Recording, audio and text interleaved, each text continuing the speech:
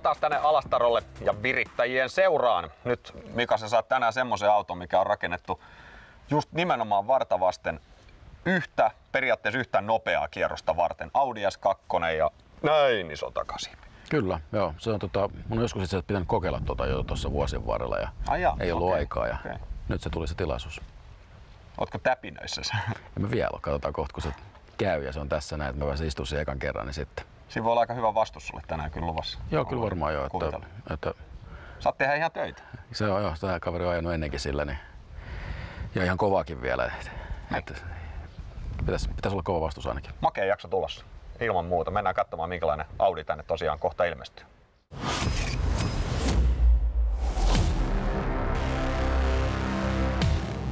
No, tää on semmonen Suomessa jo jonkunnäköiseksi legendaksi päätynyt putkirunkoinen S2 Audi. Originaaliahan siinä ei ole kuin jonkun verran noista peltiosista tuossa kuoressa, mutta siellä on Audi Sportin ihan kilpavoimansiirtoa. Moottori on perus Audin 2.2 turbomotti. Se on vuosien varrella kehittynyt sitten tommoseksi kuin se nyt on. Kysin tunteja vaan meni. Toki eihän se ole vieläkään valmis se auto, että siinä on vieläkin tekemistä. Kun tehdään itse, niin tosiaan silloin kun niitä saa hyllystä tai netistä klikkaamalla, niin se nopeuttaisi sitä asiaa. Mutta tämmöinen vehe, niin siihen ei oikein mistään pilteemasta ei löydy niitä. Se on huomattu, että liikaa niin ratahommassa, että me ollaan joskus ajeltu sillä 800-900 luokan tehoilla, kun se kuitenkin 600 hevosvoimallakin niin kipittää kuitenkin ihan kohtalaisesti eteenpäin, kun se on nelivetoinen. Se on pääasia, että aina kun lyö isomman vaihteen, niin aina naurattaa. Sisätiloltaan tämä on enemmän kuin askeettinen, että täällä ei oikeastaan ole mitään ylimääräistä, mitä täällä ei tarvita. Ja tässä on kaikki ajamiseen liittyvä informaatio, mitä tarvii. Että tosta lähtee virrat päälle ja sitten siinä oikeastaan se lämpötilamittarit on semmoista, mitä mä katselen sitten tuossa ajellessa. Ja jos tulee lämpöjen kanssa jotain ongelmia, niin tässä on sitten eväät kierrättää sitä vettä vähän toisella tavalla ja koittaa jäähdyttää sitä sitten, jos joutuu kuitenkin pidemmän pätkän ajaa. Ja ne on vähän poikkeavia tietysti niin kuin noista normaaliautoista, mutta kaikki aika oleellisia. Otetaan tuo alatolppa irti alhaalta. 18 ja 19. Optimisti Antti ja mä oon pessimisti, että mä sanon, että se hajoaa. Ja Antti sanoi, että kyllä se nyt mennään, että tää toimii ja kaikki on ok.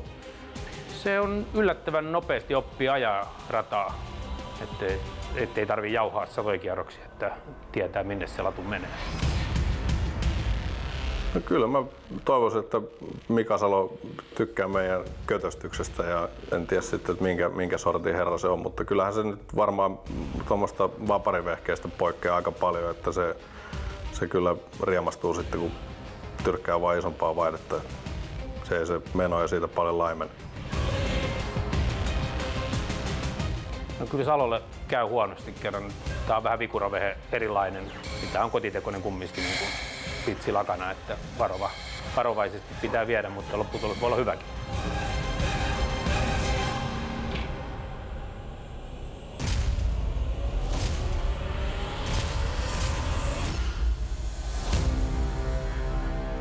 Se, mikä siihen huolettaa, niin on siellä on semmoisia osia tuolla voimansiirrossa, mitkä on niinku museokamaa ja niitä museoitakaan ei ole enää, että nekin on museoitu. Jos se pysyy sehjänä, niin se on aika kiva. Mutta no meillä on sikäli hyvä, että me saadaan sisältä säätää tuo ahtopaine tuolta Vex Mikalle, ettei se tarvii vetää isolla paineella ollenkaan. Niin, sillä rauha. Vähän annetaan tasoitusta sille, ettei se lähde lapasesta. Antti saa ajaa täysillä paineilla. No yllätyksenä Mikalle tulee varmaan kaikki epämääräiset kilinät ja kolinat ja vapinat, mitä tuommoisessa vehkeessä on. Että vaikea sanoa. En mä tiedä, että minkälaisilla vessoilla se on ennen ajanut niin kuin muuta kuin noita tehdasautoja. Että on tämä varmaan sillekin erilainen kokemus. No mä veikkaan, että Antti vie kyllä Mikan tässä. Mika jää kyllä puoli sekuntia Antille, ei siinä ole kahta sanaa. Ettei tule jännitystä Antille. Niin. Ei paineita. Ei paineita tehdä, mutta... Me luotetaan. Mitäs, oot sä niinku ainoa totuuden torvi? Miten tässä käy? Sä voitat. Aha, okei. Okay. Varmistit vaan sen, että pääset kyydis kotiin.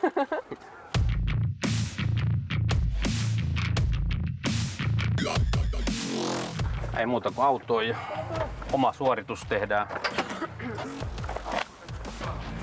Et sit rikoa sitä. Annat sille mahdollisuuden ajaa. Tsiikaa niitä lämpöjä. Yritetään katsoa. Joo.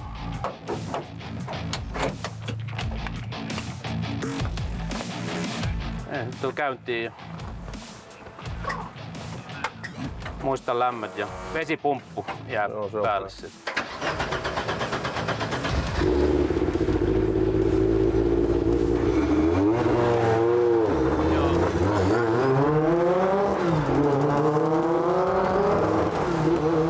Tuli mielenkiintoinen testi.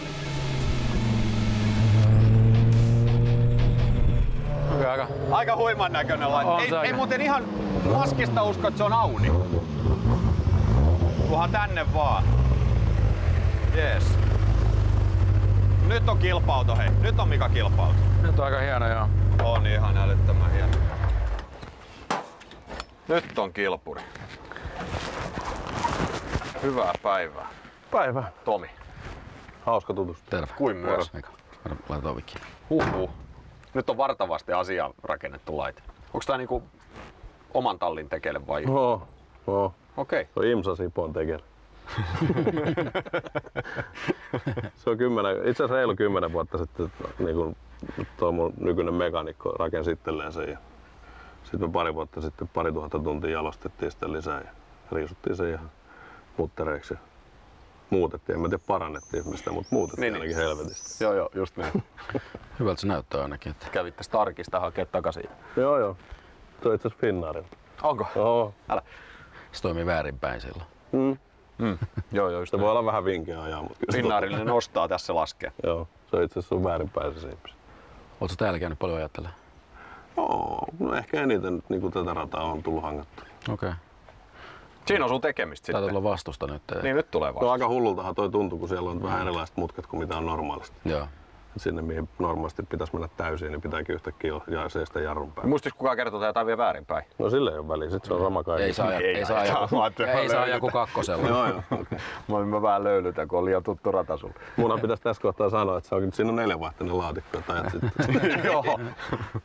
Ylhäällä oikealla on pakkia. Otetaan lähtö, kun täällä ilmeisesti voi lähteä paikaltaan. No kyllä sillä voi, mutta se on siis semmoinen, kun mummot menis mustikkaan se lähtö, ettei se voima siirry porssissa. Sovitaanko ihan suoraan, että tullaan vaan ihan täydellisestä vekasta mutkasta? Mulle sopii. Niin, silloin se on niin tulee tasaväkinen aika. Jompikumpi ajaa muuten kovempaa kuin toinen. Joo. Ihan reilu peli, että kun viimeistä mutkasta tullaan ulos. Niin... Joo.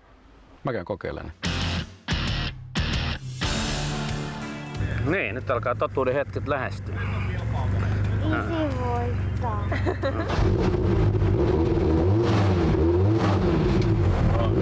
Niin vaan ykkönen päin.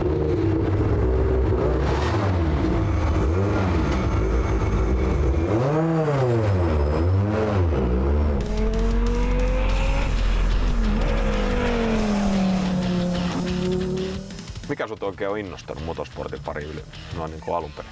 En mä tiedä, joku aivopieruhan se olisi paljon helpompaa elämää olisi ilman tätä ja halvempaa. Niin. Paljon sulla on mennyt rahaa tommoseen?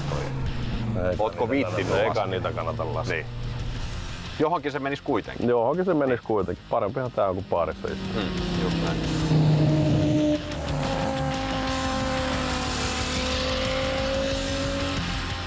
Vaihteet ei vaan osu kohdalle. Ei tässä muuta mitään ihmeellistä. Tää pysähtyy hyvin ja aliohjaa noissa nopeissa aika reilusti.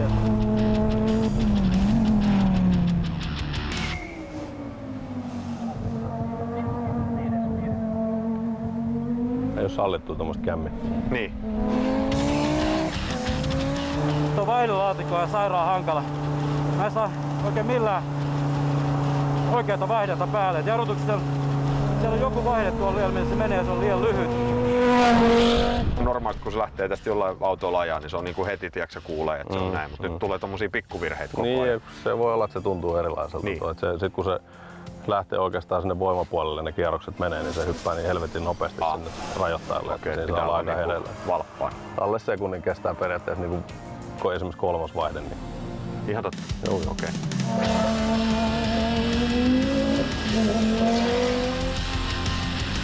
Mitä veikkaat, kun lyödään kellot käymään, miten käy? En mä tiedä, mä toivoisin, että sä ajas 2-3 sekuntia kovempaa kuin minä, niin sitten voisi antaa pari vinkkiä, että mitä pitäisi tehdä. Se on niinku se oleellinen. Okei. Jos ei aja kovempaa kuin minä, niin mä ihmettelen, että miksi mä en ollut formuloita ajamassa. Niin mäkin.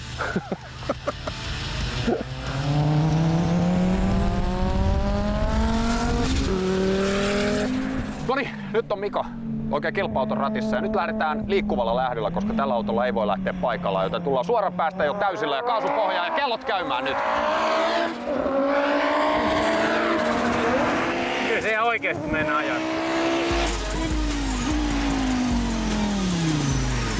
Oho. Se on jo ihan kilpa-auton nopeus.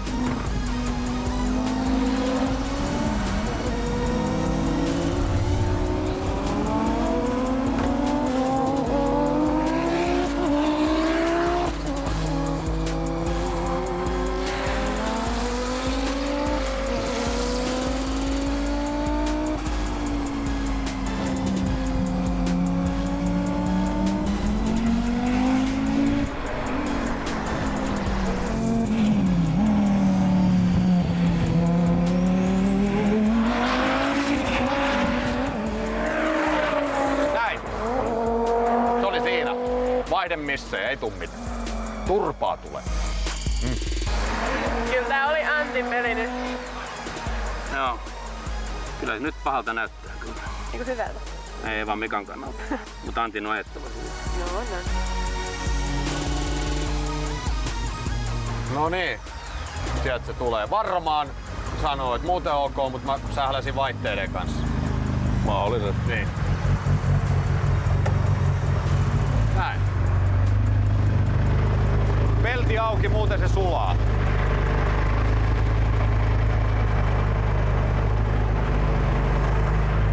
Ainoa, mä sählään ton vaihteen kanssa koko ajan. En mä niinku missannut yhtään, mutta joko mulla on väärä vaihde päällä tai mä en löydä sitä. Joo. Hauska peli, kyllä se potkuu hyvin joo, mutta Vaihteet, joo. No tosi hankala toi H-kaavio, kun se ei oikein tunne mihin se kolahtaa, että pitäisi ajaa muutama kerros lisää, että se tulisi sellainen rento. Joo. Nyt kun yrittää sitä aikaa, niin sitten pitää repiä vähän turhan nopeasti. No tää Salolla on kauheasti kerrottava. Täytyy siinä olla jotain sopimaton kuin 10 vaihdemissa. Niin kuin ei auton balanssissa ole mitään ihmeessä muuta kuin nopeat mutkat, niin se aliohjaa sen verran, niin me nostaa kerran jalkaa, että me saa etupyörät takaisin maahan, niin se kääntyy. Se on hyvä, koska toi vahvistaa sen mun oman tuntemuksen kanssa. Se on ihan sama, että se leijuu siinä muutamassa nopeusmutkassa. Eikä se tunnu olemaan mikään aerodynamiikka juttu, vaan se on jotain vaan... Se vaan tulee alas sillä kaasulla. Nostaa vähän kaasua, niin se tulee alas, että se kääntyy. No, mutta sullahan on tää päivä aikaa miettiä, että millä me korjataan. Mä luulen, että iskareista jotain reboundia tai jotain iskareista, niin että ne pitää etupyörät paremmin maassa. Se voima tulee hienosti ulos, kun se on nelivetoinen ja se sudi yhtään. Se voimaa tuntuu olevan. Mutta turbotakin se miettii pirukaan. Pitää aina aavistaa se niin kuin jollain 3 sekunnilla ennen kuin, tiedätkö, ennen kuin se on suoraan, niin pitää aina olla... Se on siitä kiinni, kun sä et ole tottunut siihen. Joo, koko ajan se parani tuossa noin, mutta pitäisi olla niin kuin 3 sekuntia ennen kuin oikeasti ajattelekaan, jos voisi avaa kaasun, niin pitää olla kaasu pohjassa. Niin. Ja se kerää niitä paineita, se kuuluu vaan pikkuja. Sitten se ampuu, kun se on suorassa. Tällä kun on tottunut itse yleensä siellä sisällä olemaan, niin se on niin hauska katsoa tuossa. Se kuulostaa aika makealta ja näyttääkin ihan hauskalta. Käy se näyttää, mitä sille kuuluu. Sun vuoro. Mä käyn höntsäämässä sen. Asia kunnossa.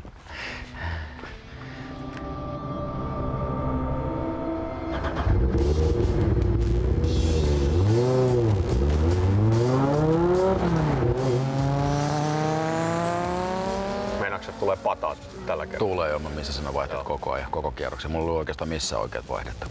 Se ampuu aika hyvin, kun siellä on oikea vaihde, niin sit se ampuu aika hyvin, kun se on 4 vetoa kuitenkin, että se ei sudi. 195 sulla. Paino!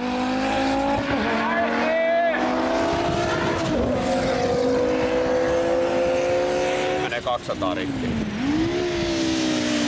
Joo, 205 se on heti kun vaihteet osuu. Nyt se kuulostaa nyt on vaihteet kohdallaan.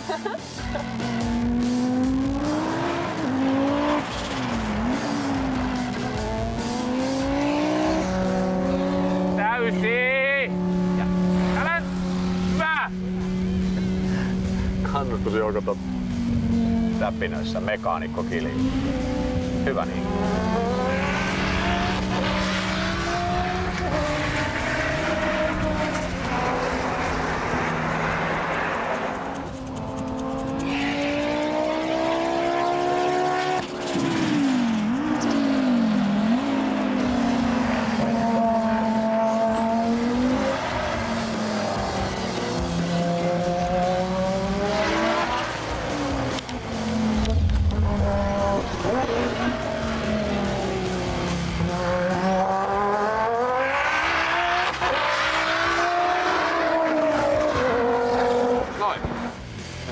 nyt se voitti. Ei epäilystä. 195 ja 205 oli tutkat. Siinä on aika isoja. Niin.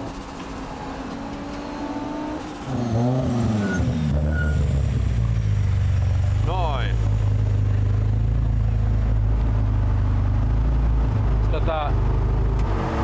Tahalla vaihtelet on vaihteet noin paljon, kun näyttää vaan, että menee päälle. Joo, ei sitä vikaa. Rupes oikein vituttaa jo toi. Eikö se kuulostaa ihan hyvältä, kun ne menee ne vaihteet? Joo. 4 sekkaa veikkas Mika, että sai turpaa. Ai joo. Siis veikkaus. Ei tiedetä. Ei, kato, pystyt tietämään. Mulla oli koko ajan väärä vaihde päällä vaan. Sitten mä niin nää kohdat, niin mä viittyn edes vaihtaa vaihdetta, kun mä ajattelin, että se on mulla nopeampi, niin että mä viitti koskea se vaihdekeppi ollenkaan, niin mä ajan vaan sen läpi. Niin. Mä oon joskus sortunut siihen samaan, että ennen kuin tietää tulokset, niin joutuu selittelemään. Joo. Haluatteko te tietää aikanne? Kyllä. Joo. Tuohan Salla. Katsotaan, pitääkö Mikan 4 sekunnin veikkaus paikkansa. Se näkee kohta. Kiitos. No niin. Tutkanopeudet me tiedetään jo, siis 195 Mika ja Antti 205. Ja Mikan kierrosaika on 1.18 ja 7. Ja se on just näin niin kuin sä sanoit, ei ihan niin iso, mutta 1.15.9 eli reilu 3 sekuntia oli se ero. Sä olet hyvä kakkonen. On se olko. Joo. Näin. Me lähdetään Mikan Ei voi kanssa mitään. Parempi studioon. Lähdetään studioon juttelemaan lisää tästä hyvin sen, että tuntuu vähän erikoiselta. ainakin mä lähden, tuu perässä.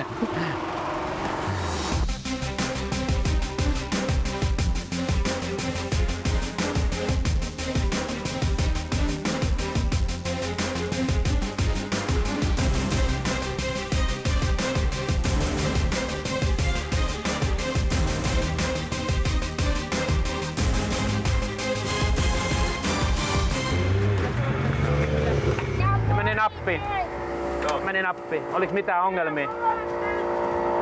Ei varsinaisesti. Se meni ihan niin kuin pitikin, nyt kehtaa vielä liikkuu. Kyllä.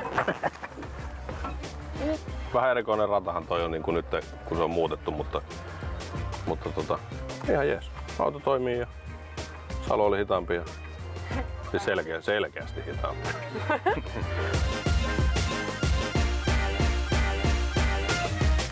No niin, virittäjien studioon Antti Oksan väkivahva Audi on tuossa takana ja se pitäisi nyt sitten pisteyttää ja muistutetaan taas kaikkia siitä, että virittäjät 2013 tittelin ansaitseva virittäjä tulee voittamaan Defa-tuotepaketin sekä myöskin Lätkän MM-kisoihin Hartwall Areenalle upean vippipaketin. Mutta sitten Mika kiinni tuohon S2. Tulta tulee joka nurkasta. Mutta minkälainen auto oli ajaa? Vai eikö sulla nyt alkuun jotain muuta siitä mieleen? Semmoista positiivista. Ei oikeastaan muuta kuin se, että vaihteet. Olisi pitänyt varmaan vähän kauemmin treenaa, että olla vähän hitaampi niiden vaihteiden kanssa. Mä missasin koko ajan vaihteita ja sitten mä loppujen lopuksi jätin käyttämät ne kokonaan, koska se meni aika hyvin ilman vaihtamistakin sitten loppujen lopuksi. Että aliohjas aika reilusti, se on 4-vetoinen ja kaikki noin nopeat mutkat, mitkä tuolla on, niin se, meni ihan, se menee ihan suoraan vaan. Pitää nostaa jalkakaasulta, että se keula laskee ja et ei se sille niinku auto ei ollut hirveän balanssissa ja se oli hankala käyttää mulle. Niin, sulle nimenomaan. Tuolla kokemuksella siitä autosta. Mutta ajettavuus, anna pisteet siitä. Paljon meinasit, että tulisi 4-10? Kyllä mä laitin se sanotaan 6 mulle. Okei. Siitä saisi pienellä tekemisellä ihan hyvän. Joo, 8 nousisi helposti. Okei, sitten ulkonäkö. Näkyy siinä häijyhän se on kuin mikä. Sehän on just sen näköinen mun mielestä, kun tommosen auton pitää olla. Niinhän se onkin joo. Mä laitan ulkonäöstä, se on sisältäkin kuin kilpa-autoon, että sanotaan 8. Yes. Sitten virittäjä itse, eli Antti Oksa, joka oli asialleen omistautuva kaveri ja mukava tyyppi muutenkin, kun varikkomuurilla rupateltiin. Ja ennen kaikkea sitten oli vielä sua nopeampi kuljettaja, 1.15.99. Joo. Antin aikaa sulla oli tosiaan 18.72 ja huippunopeus 2.05 ja 1.95. Siinä on se sun vaihdemissi. Tuossa muuten hyvin näkee sen, että kuinka paljon tekee yksi vaihdemissi, 10 kilometriä tunnissa. Joo. Tässähän se niinku tavallaan okei näin, mutta jos te menette vierekkään samanlaisilla autoilla, toinen missä vaihteen. Niin, se on hirveä ero silloin. Kyllä. Ja sitten kun mä tein niitä niin kuin aika usein tuossa kierroksella tuossa noin, niin siinä se aikaero tuleekin. Että kyllä, just näin. Ei sille voi mitään. Ihan ansaitusti. Se on tappio. Ihan ansaitusti hän oli vaan nopeampi, että ei mitään. Mä tein virheitä koko ajan ja Sai omalla autolla eikä tehnyt virheitä, niin ihan ansiosta oli nopeampi. Paljon annat Antti Oksalle pisteitä? 9. Se on hyvä piste. Sitten tsekataan keskiarvo 7,7. Mä toivoisin, että se olisi ollut enemmän. No niin mäkin itse asiassa, koska mukava mies ja asialle omistautunut ja hieno auto, mutta ne pikkuasiat vähän verottaa vaan. Tää on arvosteluohjelma.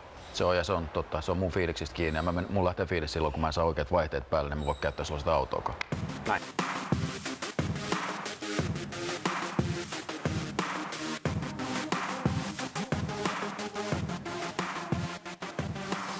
Katsotaan, jos ensi viikolla sulle osuisi semmonen auto, missä olisi vähän fiilis parempi, vai mennäänkö sitten toiseen suuntaan? Mene ja tiedä, se selviää. Siis viikon kuluttua täällä Alastarolla. Nyt kaikille moi!